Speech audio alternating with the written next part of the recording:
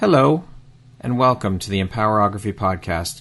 This is a platform created for women's voices to be heard and a place to share their stories, journeys, and successes with the world for the purpose of helping other women who might be on similar journeys. We are empowering women one episode at a time. I'm your host, Brad Walsh, so kick back, grab one of your favorite beverages, and enjoy the stories.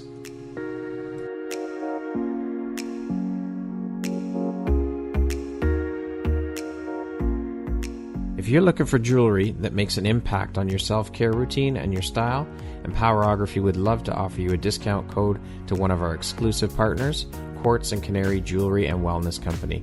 Please use code EMPOWER15 to receive 15% off upon checkout at www.quartzandcanary.com. Quartz and Canary is truly the place where spirituality meets style. Hello there, Brad Walsh here, your host of the Empowerography Podcast. Today, my guests are Gina Skelton, Crystal Almeida, and Nicole Puckerin. These three beautiful ladies are the founders of the Mom Link. How you doing today, ladies? Hi, Brad. Nice. We're fantastic. Excellent. Thank you so much for taking the time to be here. I know Nicole's not with us right now, but she may jump in later on. So we'll jump in and get started here. I want to say that I appreciate you both taking the time to be here today and share a bit about your story and your journey with us here on the Empowerography Podcast. I appreciate you. So as mentioned, Gina, Crystal, you are the the founders of the Mom Link. You've all had your very own successful kick-ass careers in different areas, different types of work. And you all three now collectively run this kick-ass organization or movement called the Mom Link. You're all mothers of two. What are some of the key things each of you ladies do to prioritize and organize your time so that you don't burn out with all that you have going on? Well, I have to jump in and say the power of three is one of our superpowers. I'm going to throw that out right away. Yeah. And that's how the Mom Link magic, comes to be. We have three phenomenal, powerful women that come together. And the coolest thing when you collaborate and when you bring three different individuals with different backgrounds, different lived experiences, three different resumes, and you pull that together, the power of that is incredible, right? So we definitely are at an advantage, the fact that we saw the opportunity in collaborating, together, bringing our skill set, bringing our experiences together and bringing that to the forefront of our community. It's quite incredible, actually. We're able to tackle, one person running a business, like a solo one-woman show is one thing, but three women able to every day, knock 10 things off a to-do list. Well, we're knocking 30 things off a to-do list. So I definitely say, the trio. And oftentimes some people ask us like, okay, should we just have one of you? No, the power is in the trio. And that's the uniqueness of our story. Like, I always say, this is the story of three strangers, three mothers, mid-pandemic, who came together on an audio app, started a business, ignited a movement, and now we're monetizing, and creating a business for ourselves and a community that is empowering other women. So it's definitely the power of three. Amazing. I love it. Yeah. Gina? I would definitely add, I think identifying your role in life is so important. I have a role as a mother. I have a role as a wife. I have a role as a business partner. I have a role as friends, community members. And so when you identify the roles, when you're going about your day, you're very purposeful with the time you spend. Right. I think time blocking and understanding when I wake up, my role is to be mom to my children, to get them fed, to get them dressed, to get them to school. Then I have a role as a businesswoman, and that is, dedicating my time to the Mom Link, growing our business, catering to the community. And then when there's time spent with my husband, that's the role of me as a wife. So I time block those off, knowing the roles, and also, being very purposeful, having that time, knowing your role and being purposeful, that in those moments you're spending time to be the best version of whatever that role you can be. So really focusing on that. And then also just living in the moment. I think oftentimes we take ourselves too seriously. I think it's good that we, enjoy the fact that we're a mom, enjoy what we're doing for a living, enjoy, our relationship with our husband, and just staying in the moment to be fully present for the people in your life. I think that really helps manage my time.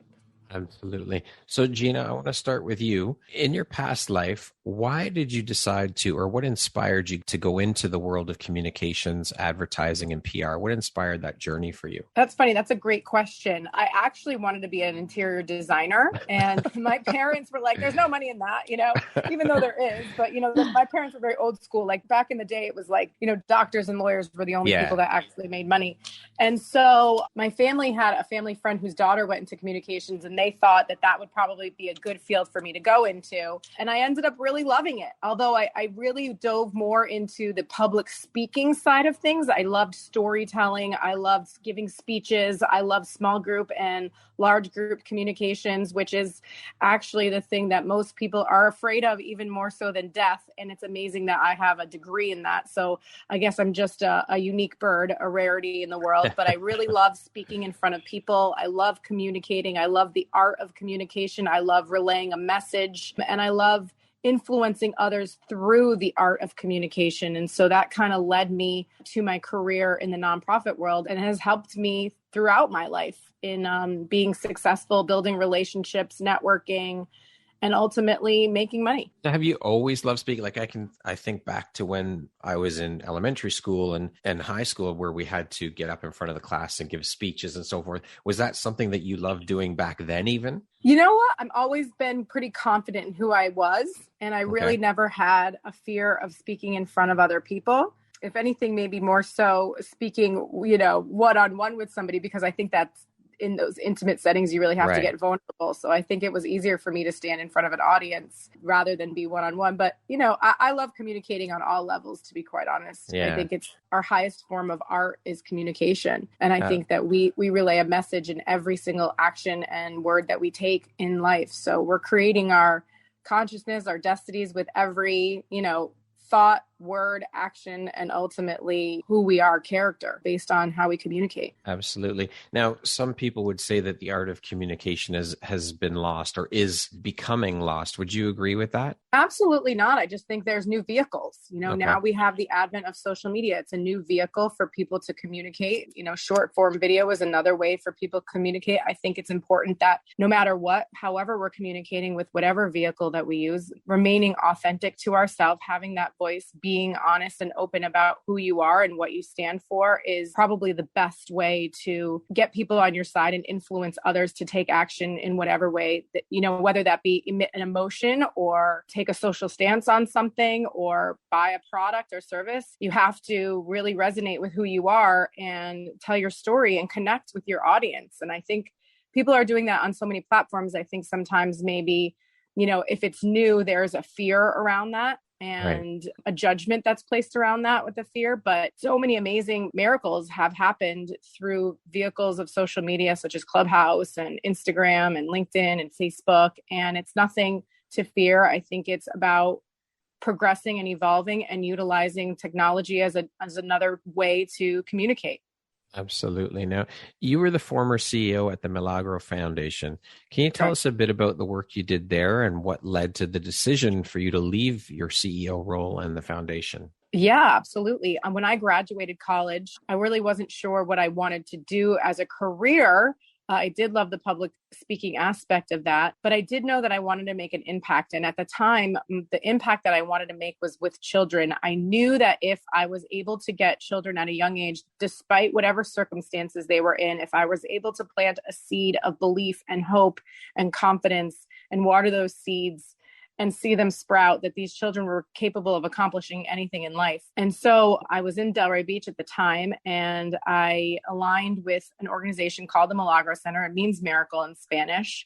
Okay. And we ended up working with hundreds of at-risk children who were living at or below the federal poverty level, who were being exposed to gang-related violence, early teen pregnancy, drug, incarceration, high school dropout, and ultimately leading to a life of crime and negativity. And so we were able to displace them from those environments, bring them to our environment. We had a couple of centers in South Florida, and the children would come to us after school, which is the times that they were most vulnerable to those things because most of their families were working 2 or 3 jobs to put food on the table. And we had them in our center until the parents were able to pick them up in the evening. And we did arts, academics, enrichment, homework help, sports, mentoring, character involvement. And so through that, we would take these children from kindergarten all the way to high school. And we ended up having them graduate from high school and ultimately move on to college. And that was the goal of what we did. I ended up meeting my husband because we wanted his company,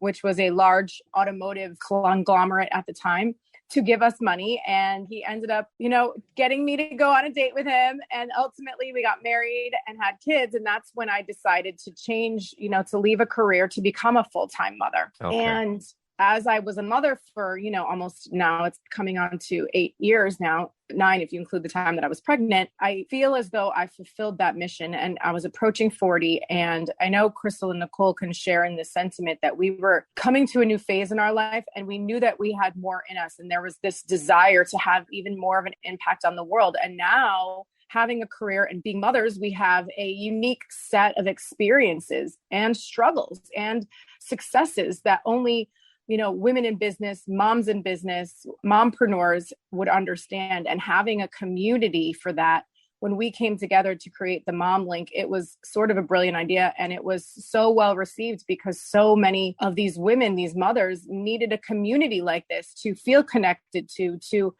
get education from, to connect with other women doing similar things so that they can collaborate on projects, to get empowered, to cry when we needed to cry, to laugh when we needed to laugh, to be there for each other. And we've just created this incredible tribe of women. We're now hosting our 3rd virtual summit, more of like a mastermind where we're really going to dig deep and help these women to overcome whatever's holding them back in business. And we're doing that together as a community. And it's been so wonderful to see it grow. Daily, I'm inspired by the women in our community. And it's just, the beginning. Honestly, it's the tip of the iceberg for us. So we're excited to see what the future holds. Love it. I'm sure it's got a hell of a lot more in store for the 3 of you. It's incredible what you ladies have managed to build. Now, Gina, you're also known as a philanthropist. Can you speak to and tell us a bit about some of the work you do as a philanthropist and some of the organizations that you work with? Absolutely. Obviously having the career in the nonprofit world for 10 years is something that is very near and dear to my heart. And I continue to work with charities that work with women and children. There's a Florence Fuller Development Center here in South Florida. My husband and I are chairing that event in April to raise money for those children in need. And they work with birth all the way up to 12th grade. So that's a wonderful organization. I'm attending an event this Saturday for an animal shelter in Jupiter, Florida that we will be supporting as well. We just helped raise, we donated $10,000, but helped raise, I think, almost $100,000 for the Grant Cardone Foundation through 10X Ladies with Elena Cardone to help financial literacy for children who, are living at or below federal poverty level, specifically those that, don't have dads in their lives. So those are just a few of the things that I've worked on in the past and will continue to work on. And it's just something that gives me a lot of hope and joy to know that, there's a higher purpose, there's a higher calling. And I think when individuals get outside of themselves and see, things working for the betterment of other human beings and seeing the progress that is made on those levels, I think it's just very inspiring.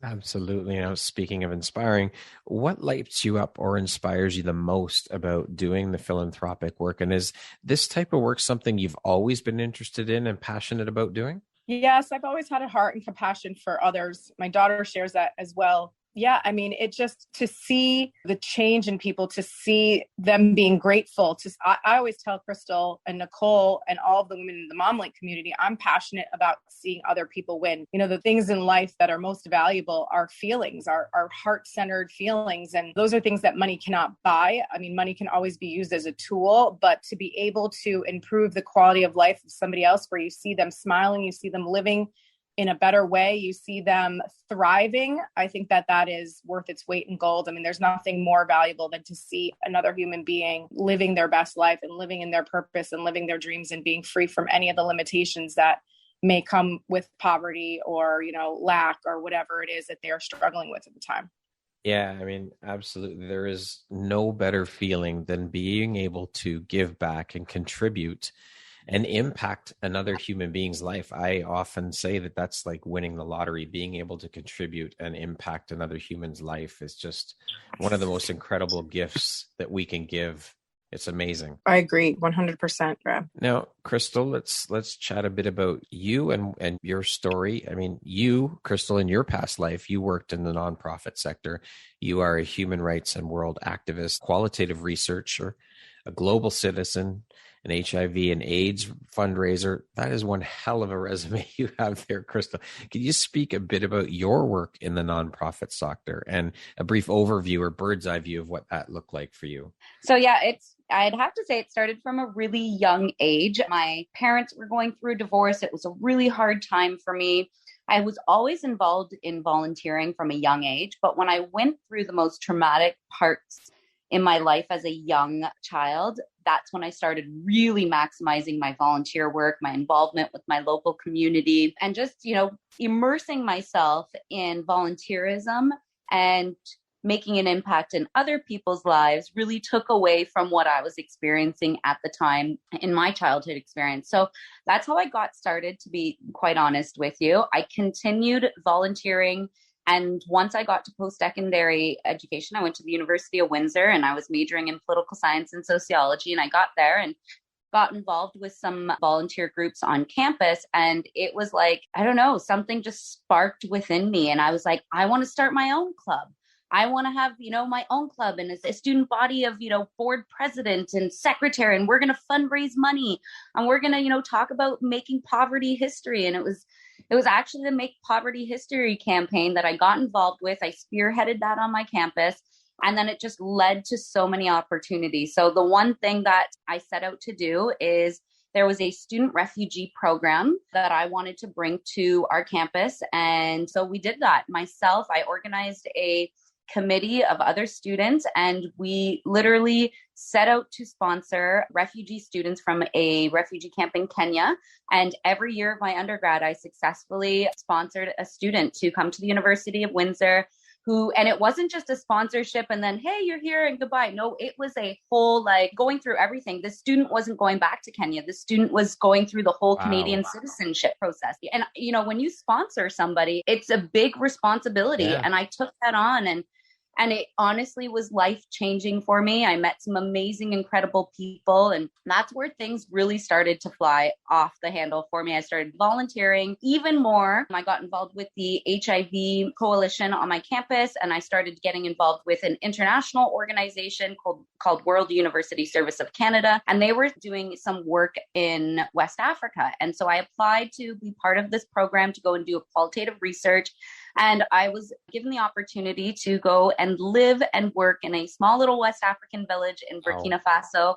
I lived and worked with a family of 12 in a very rural community and did some qualitative research work on why men chose not to get tested for HIV in this community. It was literally, that was the day that my life changed and I was no longer coming back the person I went there. I literally came back. It was a transformative time in my life. It was very difficult, it was a culture shock. There's so much that you go through. So that was the pivotal moment in my life that I realized, okay, this is the work that I'm meant to do. And I want to continue with this professionally, but I wasn't done my undergrad. I continued to study and volunteer. And it was in my second year of university that I was offered a job. So before I even finished my undergrad, and I'm like, well, I guess we're putting my undergrad on a pause. And that's what I went to do. I went and worked. I got involved with the international campaign to ban landmines. And I was given the opportunity to go lobby governments against victim-activated weapons around the world. And so that's what I did. The first country I worked in was in Jordan, lobbying some governments against landmines. And that was incredible work. And, to be honest, what was the most important part of this whole journey for me was working alongside the people that you're trying to serve. And I say this all the time, and sometimes I guess it's nonprofit lingo or whatnot that it takes a minute to kind of wrap your brain around, but then, nothing for us without us. That's what fired me up. That's what inspired me. So, I was lobbying governments against victim activated weapons, or yes, I was running a support group, for people living with HIV and AIDS, but I didn't do it by myself. I was an ally.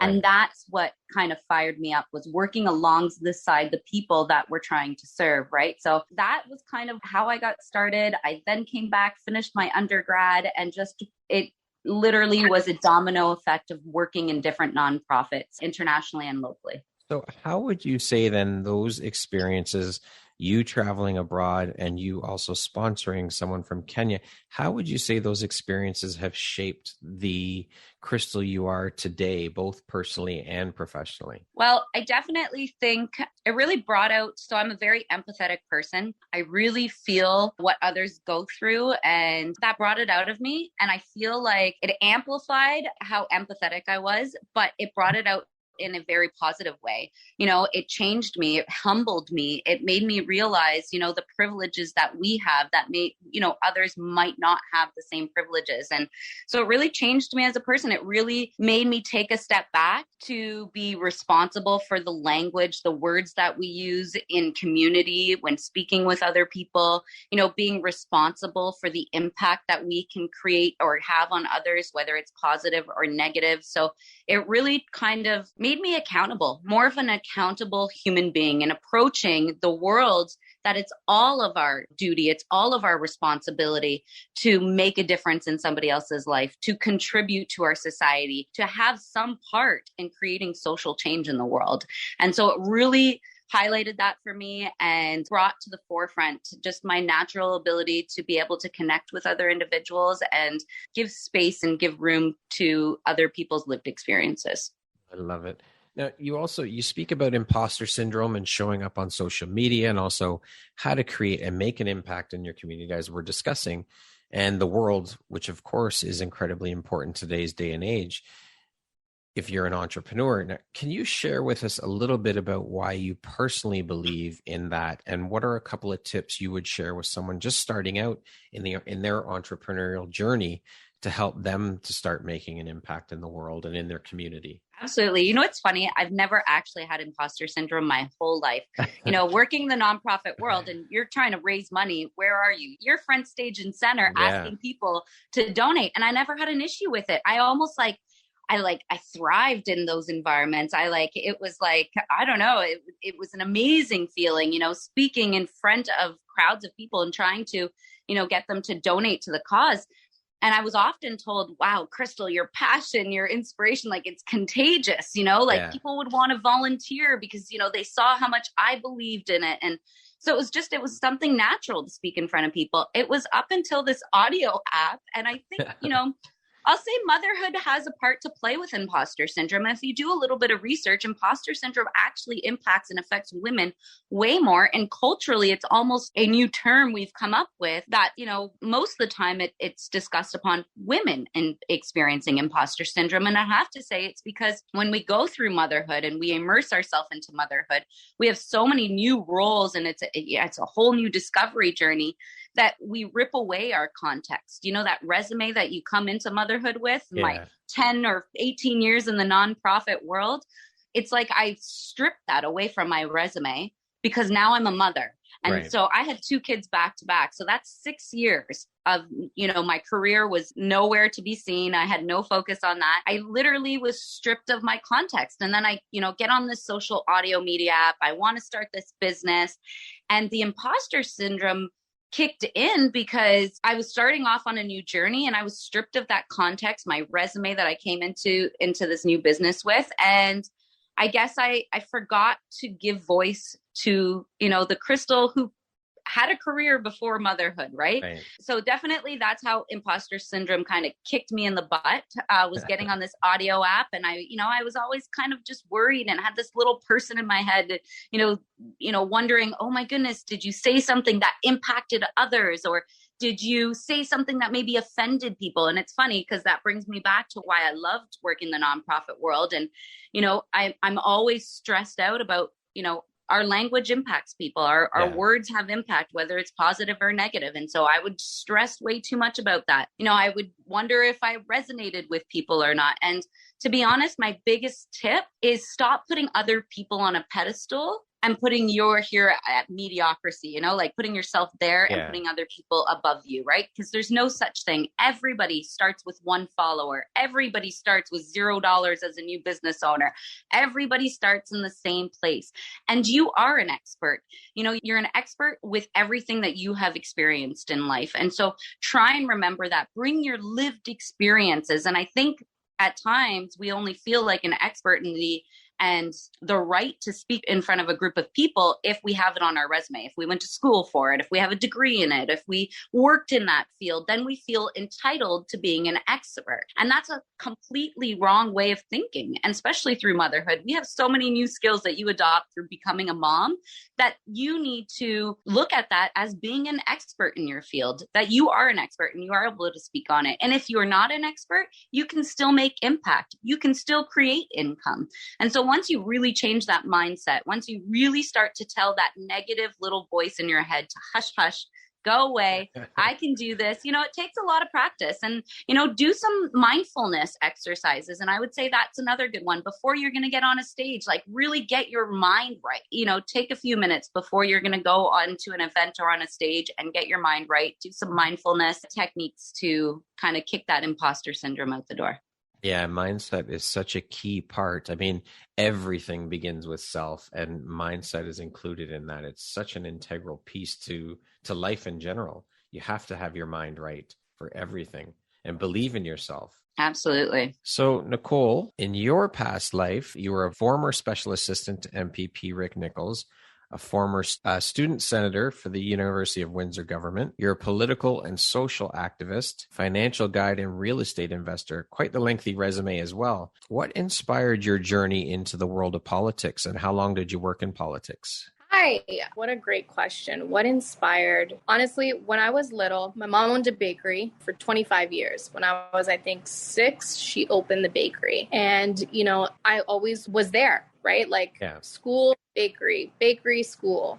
And so our clients and our customers would always ask me, like, what do you want to be when you grow up? And I would always say one of two things, either a lawyer or the prime minister. And so, you know, I always, when I was in high school and, you know, you start thinking about, okay, so, you know, what am I going to take in school, right? And having those foreign parents, university was always like really pushed upon me, right? Yeah. So, you know, I knew I wanted to do politics because I definitely was not a math major. I wasn't going to go into science. I wasn't going to go into any field that was math or science. And I always had a passion for change, for impact. And so I just always had that on my heart to affect change some way, right? I always knew my purpose from a very young age was to impact women. I would always say, like, you know, my purpose is to impact young women who come from, you know, immigrant parents or immigrant families, you know, because you can do anything you want to do. You can change the world. So my path was get my degree, get into politics, and run for election, right? I was so blessed to be able to work for my member of provincial parliament, Rick Nichols. He was a great mentor and leader, but I really got a behind the scenes view of what it really takes to be in politics. And, you know, that didn't necessarily turn me off, but when I went, I had the opportunity to go and work at Queen's Park for a month. And I thought I was going to love it. I thought I was going to be like, oh, this is going to fill my cup. This is going to be exactly, you know, what my path. And then I got there and I hated it. It just was like, it's the old boys club. It's the, you know, there are no set hours of work. You're always a politician, no matter if you're at the grocery store, no matter if you're at the, you know, if you're at Queen's Park, like you're never just Nicole De Silva or Nicole Puckerin or Rick Nichols, right? Like you're always on, that's always your persona. Right. And then the other aspect was nobody's ever happy, right? It's a very thankless job. So what might be great for me could be really detrimental to you and vice versa. And so I was like, you know what? This thing called change is very precarious. It's very contentious. And I don't know if that's the kind of change that, you know, the avenue that I want to go through to affect change. As you mentioned, politics is an old boys club. So it's a very male dominated industry. So can you speak to if you had to face or overcome any adversity during your time working in politics? And if so, how you dealt with that? How did you deal with the adversity that you had to face being a woman in a pretty male dominated industry? Well, to be honest, I don't feel like I faced any adversity. Okay. I don't have a victim mentality. I have a victor mentality. Love it. So I truly believe that you're responsible for other people's perceptions of you, and you're also responsible to create or blaze the path that you want, right? Yeah. And if you do that well, other people will take notice. And it's not about pity. It's not about empathy even. It's about forging that, right? Like creating your own mold and then demanding respect because of it. Yeah. So, when you said that, I'm like, what kind of adversity did I don't feel like I did face any adversity, to be honest with you. I did the work really well. I was recognized for it. I was applauded for it. And I think that's really what it comes down to. Like when you do good work and people recognize that and see that, you will be given opportunities. You will be awarded more, I guess, just opportunities, right? Yeah. Like if you're seen as somebody who gets it done, no matter the circumstance, you find a way, which I am, and I was in that field, then, I guess maybe I did face adversity, but for me, I'm like, whatever the obstacle is, we'll find a solution. So now you have also done some work in the nonprofit sector. What inspires or lights you up the most about doing that type of work? And can you speak a bit about the work that you did in that sector? Okay, so honestly, one thing that I would advise to anyone that's maybe seeing this as a young woman, volunteer, volunteer, volunteer. Get involved at school, because what awarded me my position in the political field was my volunteer work, was my extracurriculars. Because here's the thing, anybody can go to school and get a degree. Not everybody can go to school, get a degree, be involved in student politics, be on boards and commissions, have their own organization on campus. You know what I mean? So really, that really is what set me apart and what allowed me to blaze the trail into politics. And so definitely, it's so necessary. And that really changed my path. That was fulfilling for me. That was what, like, when I started to really get involved, that's what like set my soul on fire. This is what I'm supposed to be doing. This is the change and the impact that I have yearned for and I'm able to make. So, getting involved in whatever way, shape, or form, I highly encourage, and I highly, it's a must. Yeah. Now, there are some pretty common threads between all three of your lives in terms of the types of work you've all done. How did the three of you meet? So Crystal and I, we knew each other growing up, Portuguese. We did folklore dancing together, Portuguese folklore dancing. But she was quite older than me, like my brother's age. And we've got 6-7 years between my brother and I. So it was never like a friendship growing up. Yeah. But then when I was in university, our paths crossed again, and she was, in an organization for the AIDS Committee of Windsor. And she gave me an opportunity to create a club on campus based on the work that she was doing. And so from there, our paths were aligned. And then, that's kind of where the friendship started. And when you're aligned with somebody else's purpose and it matches your purpose, then it forges like a tie, right? Yeah. Yep. And so from there, we just kept in touch. And then, we both had children, and we wanted to do kind of something a little bit different than what we were seeing or accustomed to as far as in the mom space. And so we just, we were like, okay, let's do this social media thing, right? And we did that for quite some time. And it was just like, I don't know what we're doing. It's not necessarily working the way that we want it to, but we know what our mission is. So if we just keep going, like, let's not give up on this. Let's just continue what we're doing, do our giveaways, kind of be like I guess we were kind of like the mom, like, okay, so, this is what is coming up for moms this week with your kids. These are some different moms we're highlighting. These are some different mom business owners that you can, buy local and stuff like that from. And then it wasn't until we got on Clubhouse and met Gina that our actual life purpose took shape, right? It actually became a reality. Yeah. As Crystal said, the power in the beginning is the power of three. The three of you coming together kind of form that full circle, that full bond between the three of you, and the mom link was born. So can you explain for us, one of you or all three of you, whichever your different takes, on what the mom link is all about?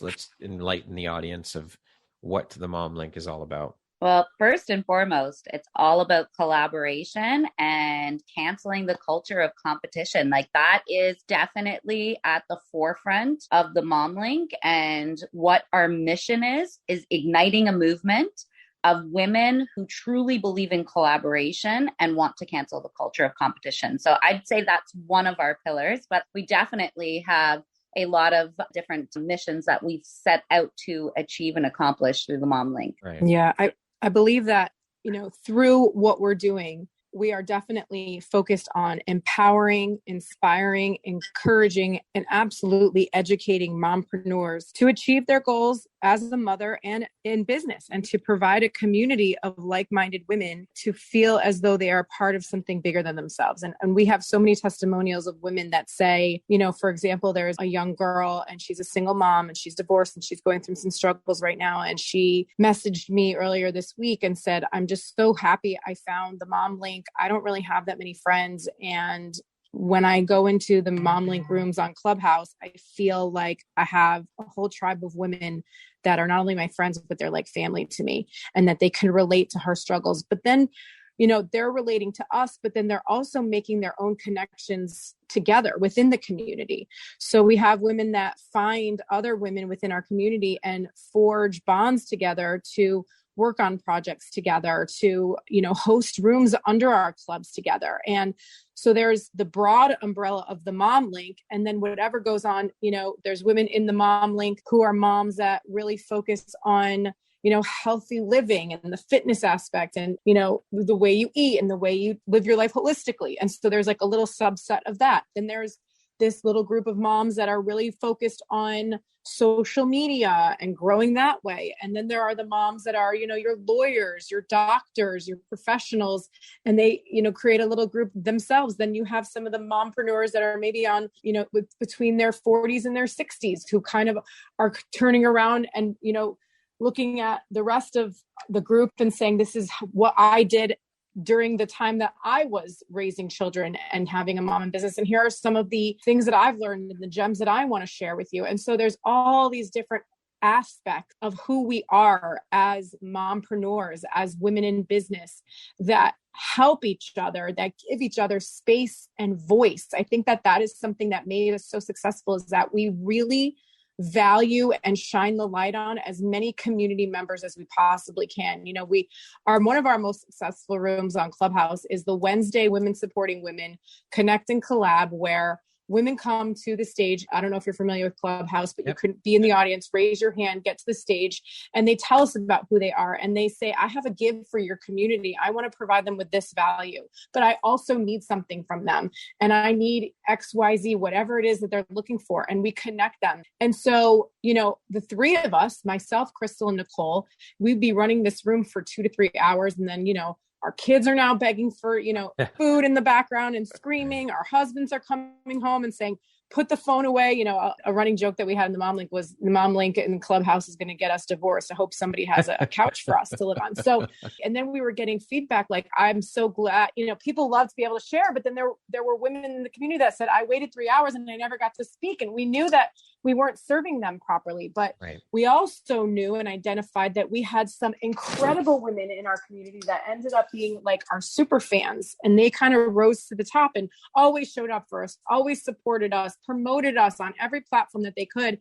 And we said, let's give these women the opportunity to get more exposure for whatever they're working on, their business and brand, and also help us to continue to allow for as many women in our community to be heard and seen and have the light shine on them. And so we decided to now host this room more like a marathon room. So we kind of dominate Clubhouse on Wednesdays, and we're open from 1 o'clock Eastern time to 7 o'clock Eastern time, where we moderate the room at times, but then we pass it to, again, those super fans, and they moderate for an hour and they promote whatever business or service or product that they have. And as we increase the time that room was run, we knew we couldn't do it on our own. We had to be able to delegate that, and delegating that to some of our communities has helped a lot of the women be able to be heard, because now we have more time for them, and also to allow for our super fans even more exposure for them. And it was just a win-win situation for us, for our super fans, and for the women that needed to get their voice heard. And maybe we didn't have enough time to get to every single person. So it's been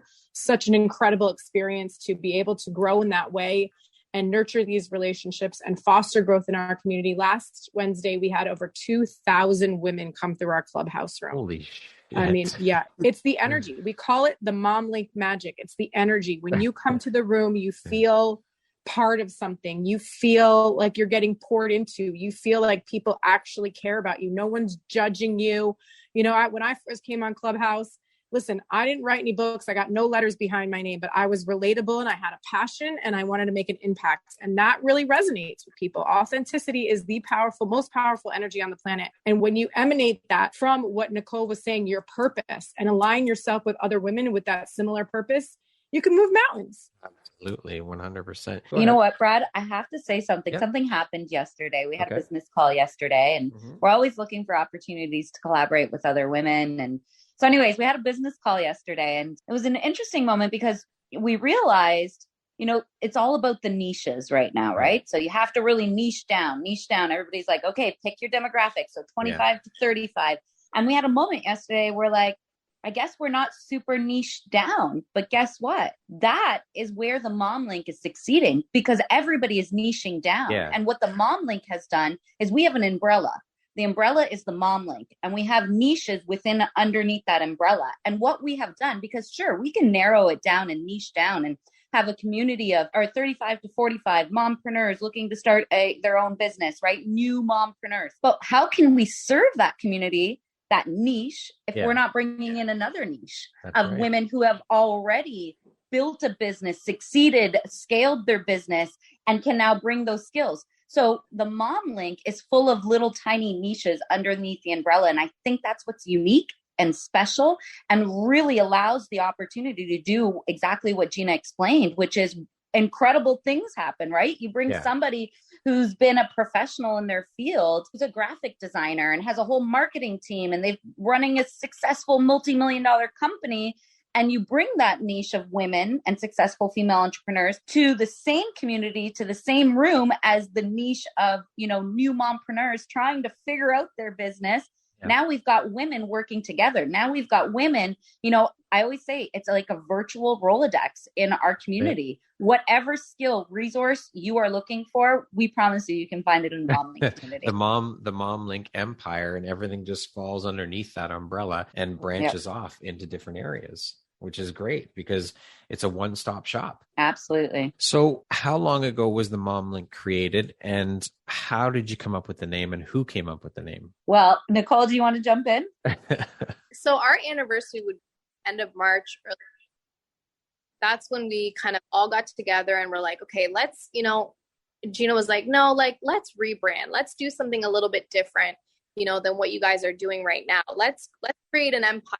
Right. And so what people really, I guess, look up to us is the ability for us to have grown such a community in such a short period of time. You know, on Clubhouse is very different from your other social media apps, your Pinterest, your Instagram, your Facebook, right? Because the power of your voice really has a different level of transference than, you know, writing stuff or reading stuff, right? And so we're able to really build an amazing community in a short time. And we came up with the name. I'm going to take credit for the name because I remember specifically we were like, okay, what are we going to name? What are we going to name? And I had like 20 different names. It's like, no. And then finally I'm like, the Mom Link. Gina's like, that's it, the Mom Link. And then we all kind of were in agreement with it. We made the logo and it was like, you know, up from there. The rest is history, as they say. Yeah. I love it. So what are the long-term goals for the Mom Link? Where do you want to take the organization? Where do you see it going? Well, our long-term goal, and it's a lofty goal, but I believe in shooting for the moon. Even if we land among the stars, we're still doing amazing things. Yeah. But I would love to see every mompreneur in the country, and at least the United States and Canada, to know about the Mom Link and to understand who we are and to want to be a part of an incredible community of women who seek to, again, cancel that culture of competition and be more collaborative so that we can move ourselves forward as a group of like-minded women to be able to level up and accomplish all of our goals that we set out for ourselves in business and in life. And I would love to be able to bring in, you know, as many women into this community as possible. I would love to see them being educated and elevated and learning from some of the top female leaders in the country and being a part of that platform. So that's kind of what our goals are right now. I don't know if the ladies wanted to add to that. I'll add a couple things. So definitely, like, if we're dreaming and shooting for the moon, like Gina said, and that's what I encourage all women to do when, thinking about your business or your life goals. But I definitely include in there, I'd love for the Mom Link to have its own foundation one day. So we have our own foundation where we're raising funds for. Right off the top, we're continuously going to have a business that is constantly financially also pouring into other women and investing in their business and in their dreams. I'd love for the Mom Link, and I know we'll do it one day, is we'll have, a little, what do you call it? A committee, maybe a committee of other, Mom Link women who are working to pour into younger female generations and working, Nicole talked about the power of volunteerism. And if we can work with younger females at a younger age to get them there. So when, they're ready to come into the Mom Link space, kind of like the Mom Link mini committee, I guess.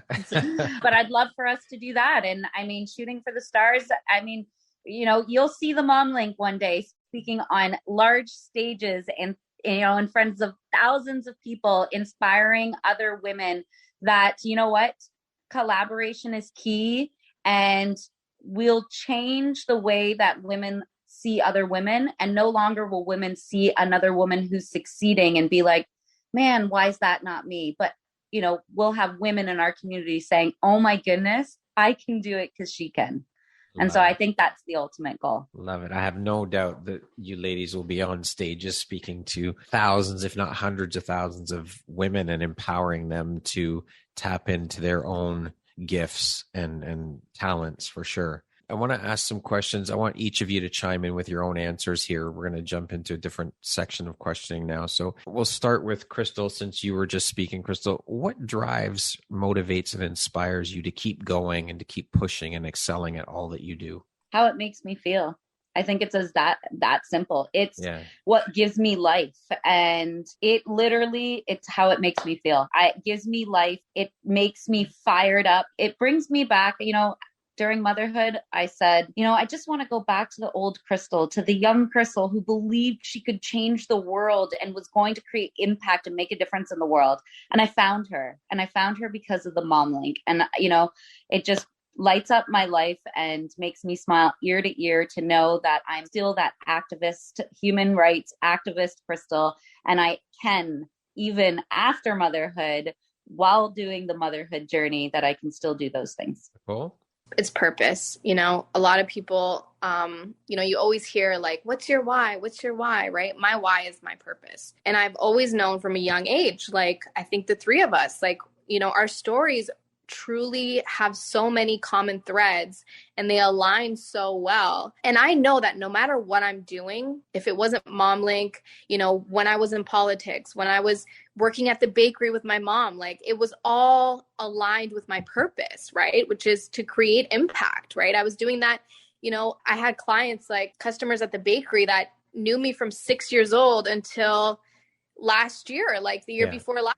Right. And they've seen my growth, and it's always about purpose. That's just really what it comes down to. Being true to yourself is the most motivating factor, because you always know when you're not, because of how you feel. I really believe that everything that happens to you in your life, everything that you're involved in, every situation, every experience really is leading up to your ultimate and the journey, right? Because even though I said ultimate, like, there really isn't an ultimate. It's just like, it's all a journey. And so, when you're on the right path based on the way that you feel, and never felt better, right? Even, in everything that I was doing prior, it felt good.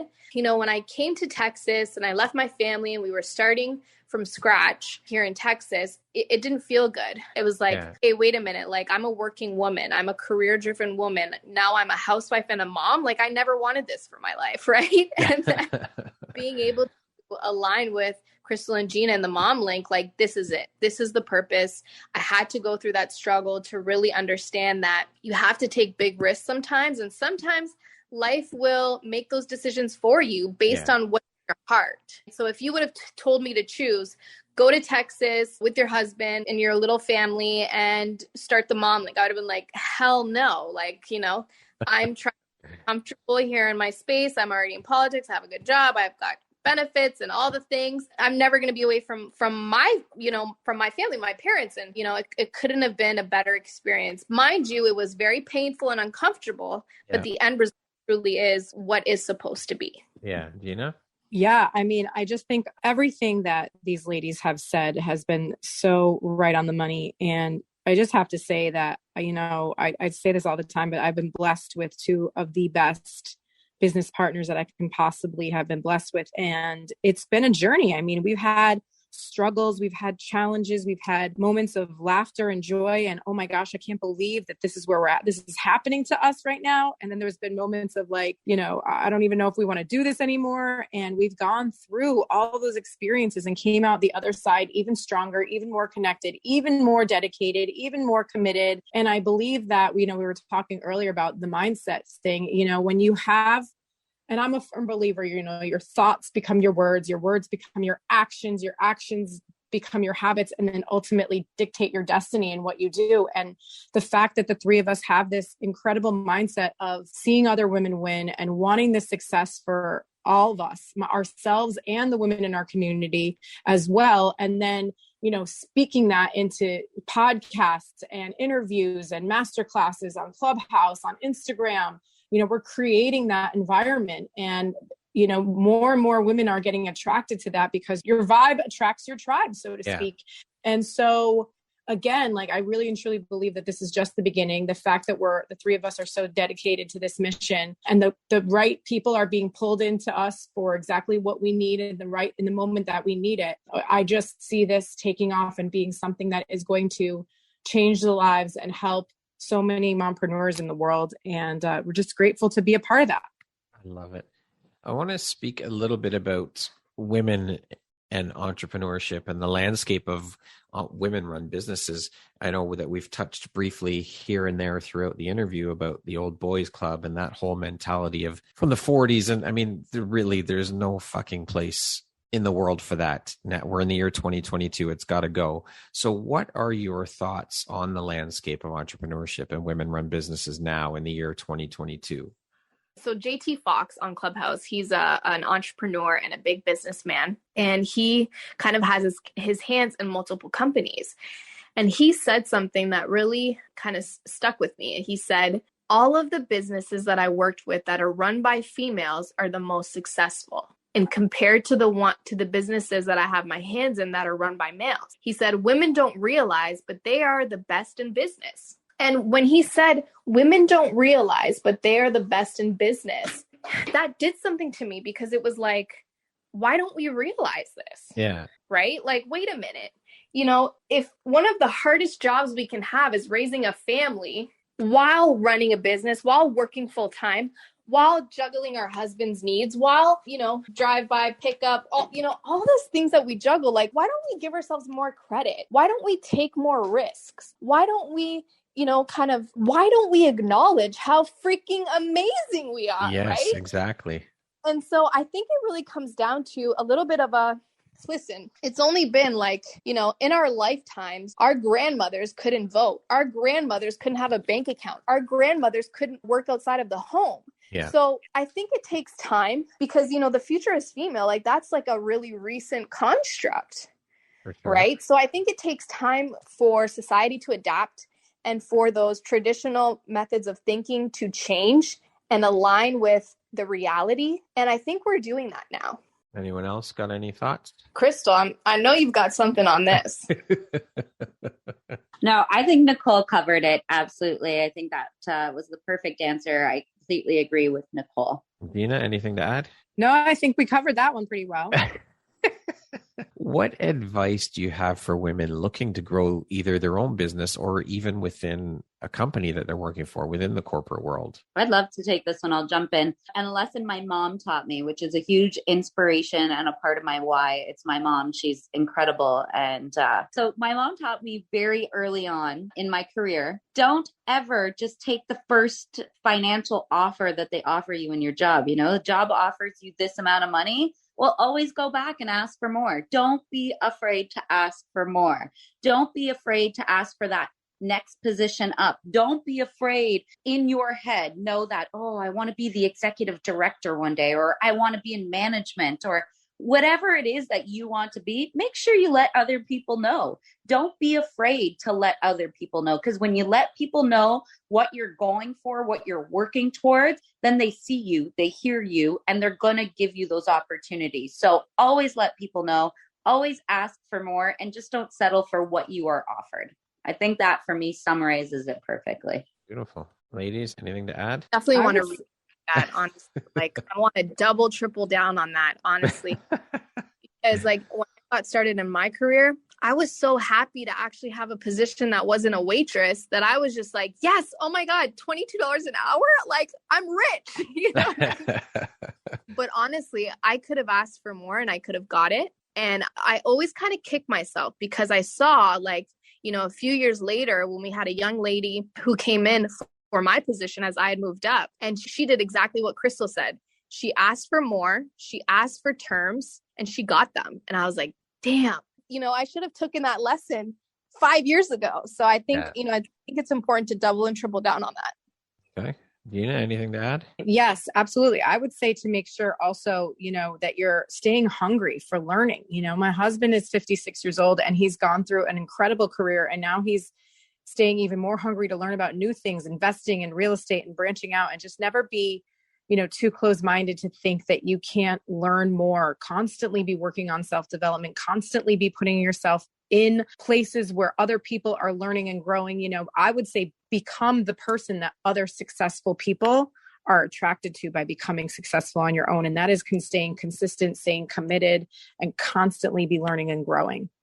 Love it. While we have you here, Gina, what does the word empowerment mean to you personally? It means to influence another woman to be confident. I've actually looked that word up because I wanted to know the actual definition of it. And it's about, you know, I think it's about being the person who is confident enough to share your skills and your values, to know your worth, to know your value, to speak your truth, to stand up for what's right. And when you do that, you automatically give permission and change the energy of the women around you. And I believe that empowered women empower women. And we do that in ways by congratulating each other, celebrating each other's successes, but also helping each other when they're down and not judging that person when they're going through a struggle, because they're all going to go through a struggle. It's about, you know, when women support women, we fix each other's crowns in a safe environment. We don't have to tell the world about it. You know, we make sure that every woman, when they leave the MomLink environment, walk away feeling like they just got dusted off, you know what I mean? And put back onto the track of where they need to go and are motivated to continue to achieve those goals. Love it. Crystal? You know, I've really learned this last year for me what empowerment really looks like. And it's, you know, because I experienced my own imposter syndrome. And it's when you see somebody playing small, you're taking the time out of your day, even though it gives you nothing in return, to pull that person up and lift them up and say, I see you playing small. And, you know, like calling that person out, because sometimes as women, we see other people playing small and we just let them sit there in the playing small field. Well, I think true women empowerment and women supporting women is when you have nothing to gain and you go into the playing small field and you pull another woman out. Or you open the door, you know, the door you walk through that opened you a door, somebody opened the door of opportunity. Well, you kicked your foot out. You know, women kick your door closed, the car door closed. My husband hates that. But I honestly, these days, what I do is I kick that door back open and I hold it open so the next woman can come through. And I think that's a huge part of women supporting women and women empowerment is when you see somebody low or see somebody and you have nothing to gain, that's when you really need to pull that person up. It's when you see, and I see that in the MomLink, you know, the first time we spoke on Breakfast of Champions, I was all excited. It was an honor. It's pretty incredible. It's a great stage. It's a great community on Clubhouse. And to see the women like from the MomLink community who showed up just to support us, nothing to gain. You know, they have nothing to gain and they just showed up to support us. I in my head, I was like, I see you. And that's women supporting women. That's women empowerment. Love it. Nicole? I think we covered it. Like, mic drop.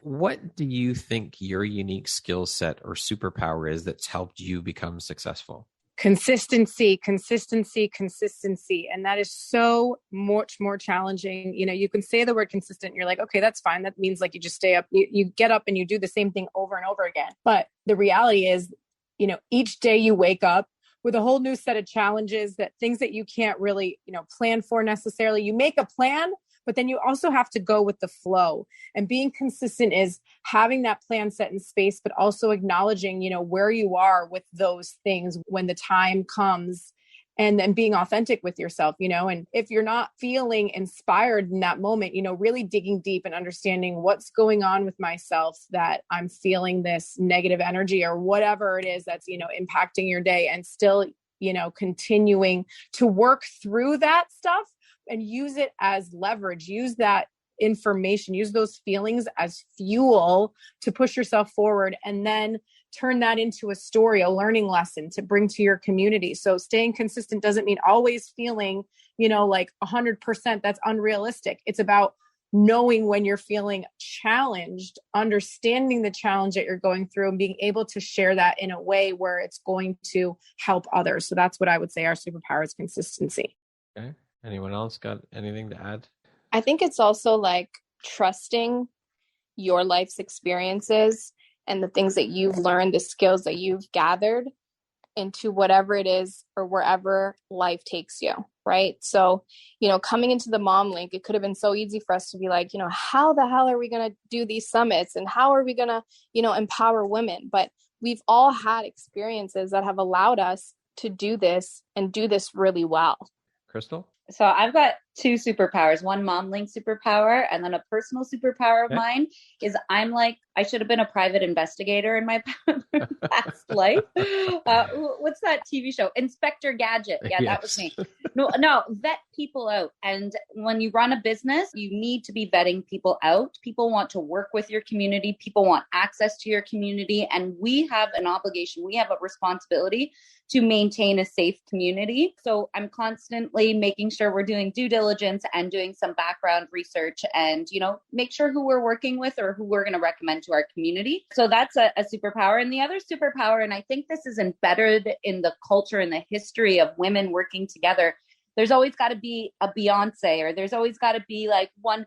And I think we need to shy away from that. And I think the Mom Link does that really well. When we run our rooms, you see these 3 women up at the top showing you that, yes, we're all unique in our own ways, but we can all work and shine together at once. Not one woman needs to shine out. And I think we say that and we exemplify that in our community. And our superpower, the 3 of us, I'll tell you right now, the 3 of us, our superpower equally is we all walk the talk and we all lead by example. And that is what inspires our community. Beautiful. I love that. How do you define the word success? What does that word mean to you? That's a good question. That word means that we've accomplished the goals that we've set out to do, that we've been clear on identifying exactly what our mission is, what our goals are. We have a platform that we are building right now. We have summits that seek to educate and inspire. We have other little things that are in alignment with that. And when we achieve those goals, I feel like a sense of achievement is something that it comes from within, but it comes from within by staying dedicated to the mission and the cause and seeing those goals come to fruition. So yes, it might be financial success, but the financial piece is a kind of, for me, a symptom of, staying dedicated, staying the course, being powerful in the stance that we take, and remaining on course to accomplish the goals that we set out to accomplish, and not getting swayed by that, and staying, empowered and inspired. Love it. Okay, we're going to jump into a little rapid fire sections. This is 2, 3, 4 word answer, okay? And I'll take one from each of you. How would you describe yourself in one word? I say charismatic. That's a great word for Gina, for sure. I would say driven. I would say compassionate. If you could teach the world one thing, what would that thing be? You can achieve anything that you set out to do as long as you can stay focused. Okay. Gina? To inspire other women and moms to achieve their goals in life by utilizing my story of overcoming struggles and achieving my goals. Crystal? Number 1, nobody is going to save you. nobody's going to be your savior. You need to save yourself. You need to pull yourself out of the rut. But finding a tribe of women and having a tribe of women will make that process just a little bit easier. What's one thing you want but cannot buy with money? Peace. Oh gosh, these are loaded. I'm trying to narrow down my answers here, but peace for sure. I just think, in the pandemic, I know you said one word answer, but the thing that's been the hardest in the pandemic is so many different opinions and polarizing views and the separation of family and how quick love disappears and how quick just a difference of opinion can bring on hate. So as beauty pageant as that sounds, I would say just, love and acceptance of others. I would say love and accomplishments, being able to make impact. What is one of your favorite entrepreneurial books? Rich Dad, Poor Dad. The 5 Habits of Highly Successful, Highly Effective People. Mom life is? Oh, the best life. Blessed. Fulfilling. Entrepreneur life is? Crazy. Crazy. Yes, all of the above. I pick C, back to my university days. C, all of the above. No, definitely entrepreneurial life is also rewarding and fulfilling and inspiring. That concludes our rapid fire section. Now back to our regularly scheduled program. What would you say are the top 3 skills needed to be a successful entrepreneur? I definitely would say confidence, and that comes from accomplishing your goals. I have to say, I think being able to speak articulately and effectively to anyone, whether it's one person or a group of people, to be able to get on video, to be able to put yourself out there, kind of goes along with confidence, but the ability to public speak and then the ability to build relationships. Money only comes from one source, and that's people. So you have to be able to build relationships and surround yourself with the type of people that are going to be able to bring that type of energy to you. Consistency for sure. And I said this at the beginning, with the power of 3, we have the power of 3 every day. We can knock off 30 things off our to-do list. And oftentimes people talk about, our annual goals and the goals we set out for the year. But I think one of the things to be successful in entrepreneurship is every day you have to have goals, and every day you have to have a to-do list, and every day you have to knock off those items on your to-do list. So consistency, organization, and delegation are my 3. If you could go back and give your younger self one piece of advice, what would that piece of advice be? Not to worry about what anyone else thinks of you. I think it took me way too long. I was a people pleaser. I worried way too much about what other people thought of me. And I should have invested a lot more time in myself and not being afraid of what other people thought, if they were going to accept me or not accept me. I don't know. I feel like, I lived a great life leading up to marriage and parenting. So I would tell my younger self, just do what your heart desires, and just, whatever it is that you're doing is for a reason, and you'll find out one day. I would say trust yourself, know your worth, and stop the comparisons. If you were to deliver your last 30-second speech to the world, your corner, your tribe of the world, what would those 30 seconds sound like? What would you tell people? What wisdom would you impart? I would say, go for your dreams, trust God, trust the universe, believe in yourself, be in the now, and you can accomplish whatever you set your mind to. That we are unlimited beings that are magical, that can do much more than we ever thought that we are capable of. Beautiful. Nicole, Crystal, who wants to go? Yeah, I would jump in and say, be a global citizen. Approach life, approach the world, approach your community as a global citizen. Understand your responsibility to make the world a better place, and to always pay it forward. Well, ladies, thank you so very much for taking the time to be here today and share a bit about your stories and your journeys with me and with the Empowerography community. I appreciate all 3 of you. This has been an incredibly beautiful and inspirational and educational conversation. I appreciate all 3 of you so very much. Thank you very much for taking the time to be here today. Thank you for your great questions. I think, it's people really underestimate the power of good questions. And I really appreciate the questions that you brought to us. It gave us the opportunity to really expand and provide value. So I appreciate that. Thank you very much. That's very nice of you to say, and I appreciate you. Once again, my name is Brad Walsh, host of your Empowerography Podcast. Today, my guests have been Gina Skelton, Christelle Almeida, and Nicole Puckerin. They are the founders of the Mom Link. Thank you all so very much, ladies. I appreciate each and every one of you. This has been an incredible conversation. I hope you all have a wonderful rest of the day. Thank you, Thanks, Brad. Brad. We appreciate it. So Thank great. you. Great convo.